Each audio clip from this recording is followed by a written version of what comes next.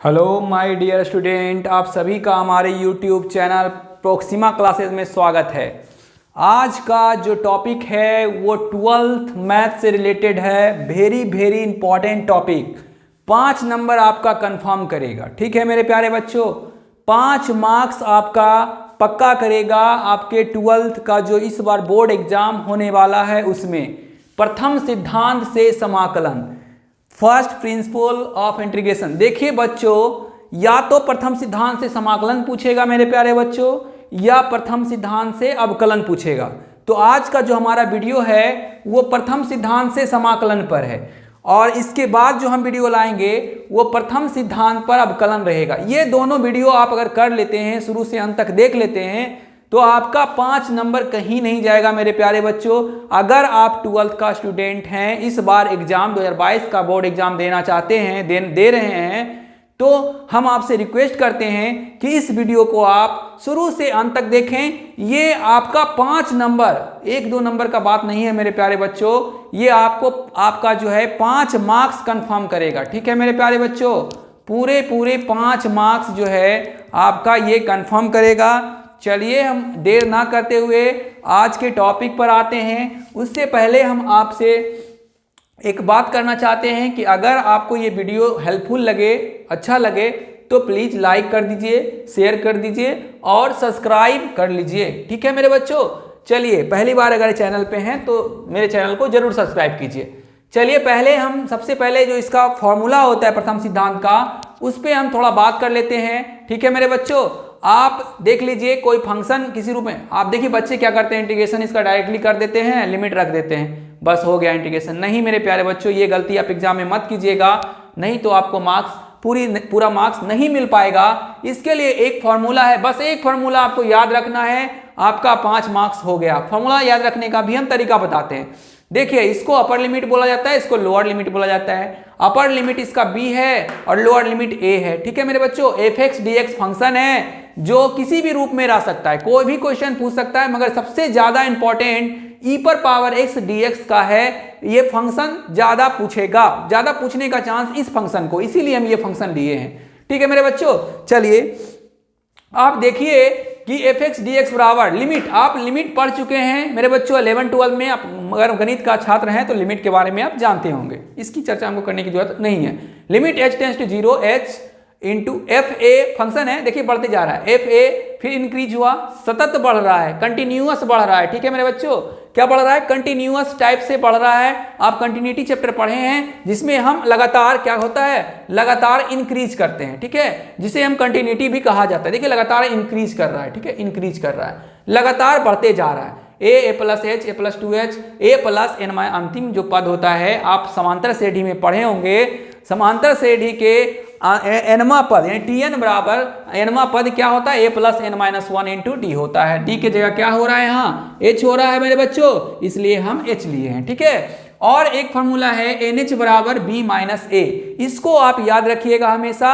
b क्या हो गया मेरे बच्चों, अपर लिमिट हो गया, और a क्या हो गया, लोअर लिमिट हो गया। याद रखिएगा, अगर जिसी में b और a नहीं, मान लीजिए कोई अंक दिया हुआ है, तो हम इसको b मानेंगे और इसको a मानेंगे, यानी NH निकालेंगे हम इससे b माइनस a फॉर्मूला से। चलिए अब हम डायरेक्टली, आपका एक फॉर्मूला था, आप समझ गए। जैसे जैसे आपको फॉर्मूला का जरूरत होगा मेरे बच्चों, हम इधर लिखते जाएंगे, आप उसको प्यार से नोट करते जाइएगा। आप एक बार इस वीडियो को पूरा शुरू से अंत देख लीजिए, और जो फॉर्मूला हम आपको बोलते हैं, 3-4 फॉर्मूला छोटा छोटा रहेगा, आप उसको नोट कर लीजिए और 1 से 2 बार रिवीजन कीजिए, आपके दिमाग में ये क्वेश्चन आ जाएगा। इतना अच्छा मेथड पे ये बना हुआ है। ठीक है मेरे बच्चों, तो चलिए शुरू करते हैं आज का ये सेशन। ठीक है, चलिए फॉर्मूला आप देख ही रहे हैं सामने, हम फॉर्मूला नहीं लिख रहे हैं, हम डायरेक्ट निकालते हैं। NH बराबर क्या होता है मेरे बच्चों, b माइनस ए, देख लीजिए b माइनस ए, तो b है 2 0, इसलिए NH बराबर हो गया मेरे बच्चों कितना, 2।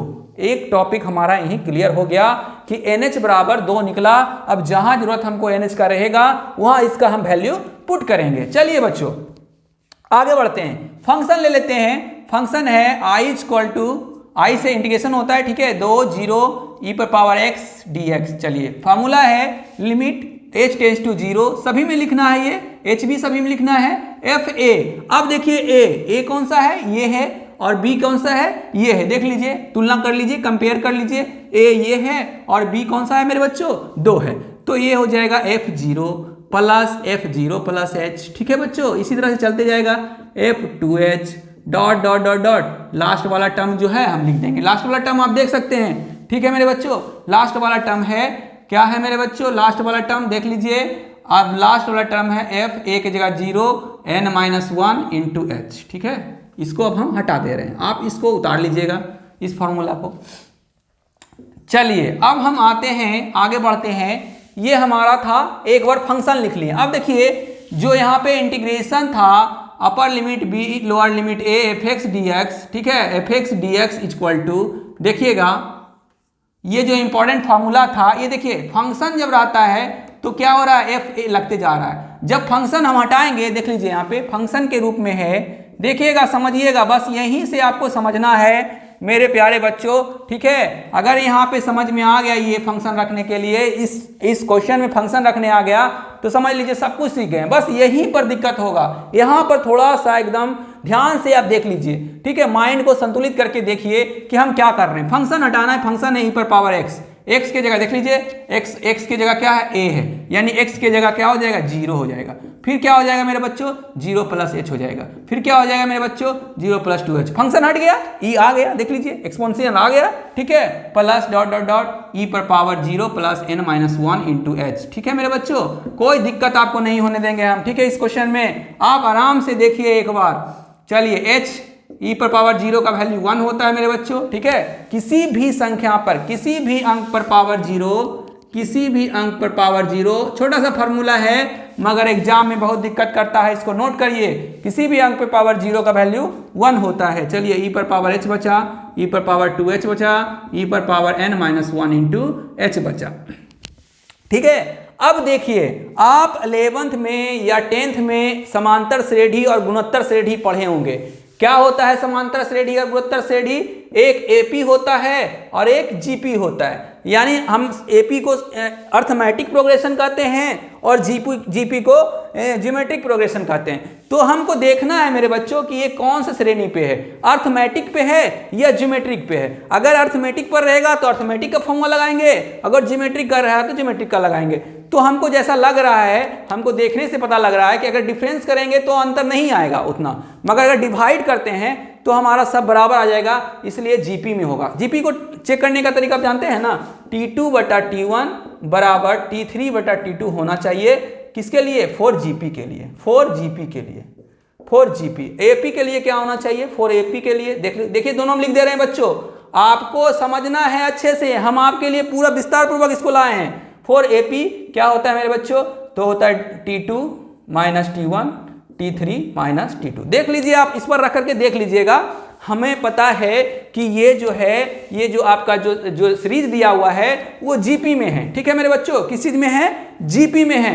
ठीक है मेरे प्यारे बच्चों, आप रख करके इसको चेक कर सकते हैं, ये जो है जीपी में है। ठीक है, चलिए अब जीपी में है तो हम जीपी का n पदों का योगफल जो फॉर्मूला होता है वो हम लिखेंगे। चलिए हम इसको हटा दे रहे हैं, चेक कर लीजिएगा आप लोग समझदार हैं। ठीक है, हमें विश्वास है। चलिए अब हम फॉर्मूला, तीसरा फॉर्मूला लिख रहे हैं, आप लोग भी नोट करिएगा।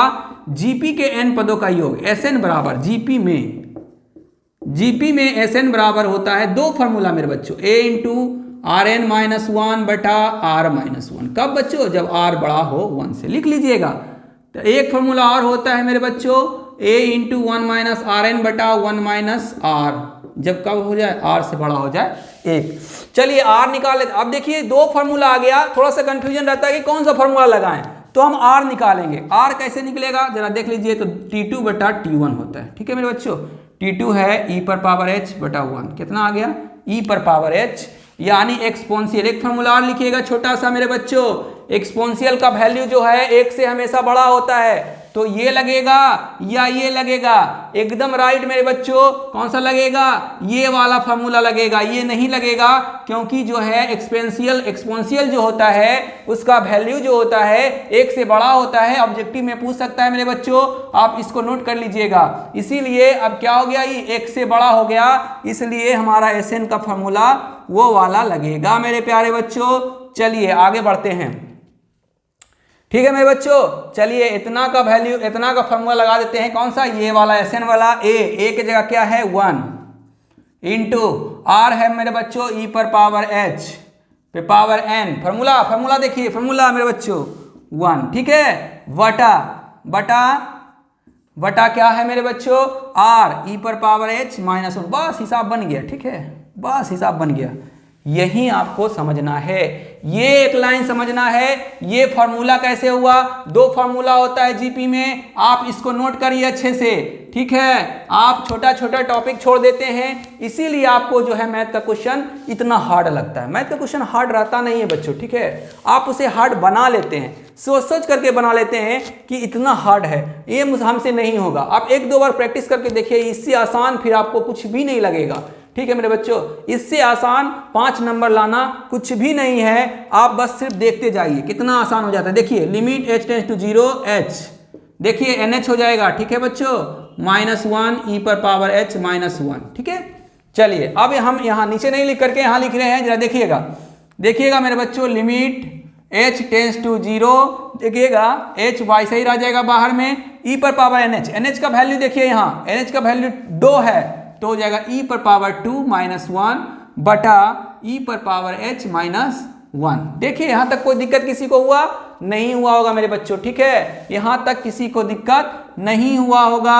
लिमिट h, ये जो ऊपर गुना है इसको हम नीचे ला रहे हैं, ठीक है मेरे बच्चों, इसको हम कहाँ ला रहे हैं? यहाँ ला रहे हैं। कोई किसी को दिक्कत नहीं होना चाहिए कि ये जो नीचे रहता है सबसे ऊपर चला जाता है, जो ऊपर रहता है तो इसको हम नीचे भी ला सकते हैं। चलिए आगे बढ़ते हैं, लिमिट अलग अलग कर देते हैं। 11th में आप पढ़े होंगे मेरे बच्चों कि भाग वाला लिमिट, अगर फॉर्मूला इसका भी लिखना है हमको तो आप इसका भी देख लीजिए कि लिमिट x टेंड्स टू 0, अगर साइन x और कॉस y रहा तो दोनों में लिमिट लग सकता है। ये भाग का नियम कहलाता था 11th में। साइन x इंटू लिमिट यानी 1 बटा limit x tends to 0 cos y, यानी दोनों में लिमिट लग जाता था, ये लिमिट का भाग नियम था, ठीक है मेरे बच्चों।